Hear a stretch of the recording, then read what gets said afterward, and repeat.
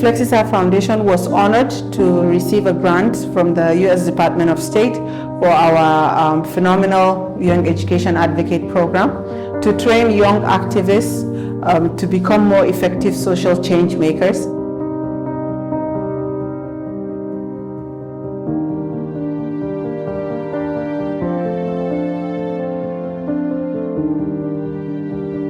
So when you go to a community and you would want to address them, the first thing you do is that you you try to create that relationship between you and the community. At that moment, we try to make them understand the importance of education, why they need to put their children in education, no matter how hard the situation of the country is to them.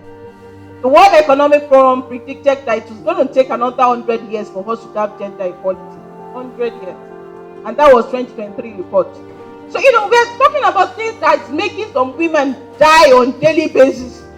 Because it is culture. Who did this culture? Is it not you and I, my forefather, sat down and this culture? Why would the culture be against women? Are we not human beings?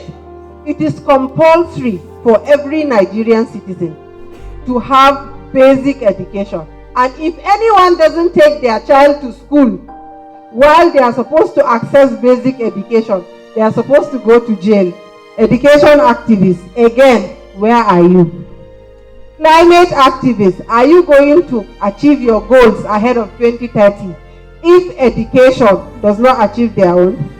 The possibility that we can have when youths come together, it's easy to mobilize young persons when we identify a common goal. Have a common target, mobilization becomes easy.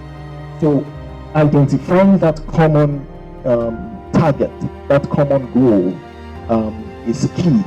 The truth is, if we don't begin to think that in the next 5 years, countries like China, America, will be sending us their gasoline cars, and we will be rushing, thinking, oh, these cars are cheap. They've left us, they've left us way behind.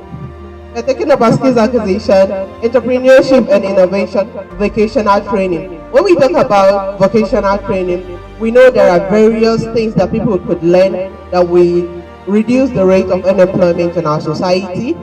We're going to discuss climate change as it affects food, the food we eat in our everyday life. And then the second focus area is health care. Health, they say, is wealth. So we're going to talk about climate change as it affects our health. We will need advocacy on creating a law which will mandate schools to have mental health experts on ground. Nobody is going to discover you until you discover yourself. So having an online presence gives you credibility and trustworthiness. And then, you have to be consistent with your online presence and your offline presence. People are always resisting this AI thing. The person that's going to displace you is the person using AI. That's it. It's not the AI itself, it's you who knows how to utilize it. So please learn these things from YouTube. They're very important. You can learn anything online. They've learned about climate change, they've learned about governance, they've learned about past activists and how effective they've been in their journeys of activism. And today, they also learned about digital advocacy and how they can further expand their horizon and apply for global opportunities.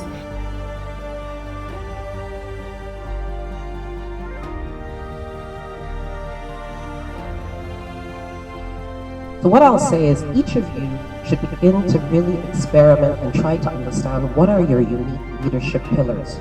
What are your strengths, and how can you convert those strengths into super strengths, while also minimizing your fatal and eliminating your fatal flaws? We are now in a knowledge-driven world, and the more you equip yourself with the right skill set, with the right education, you will be able to take charge of your life.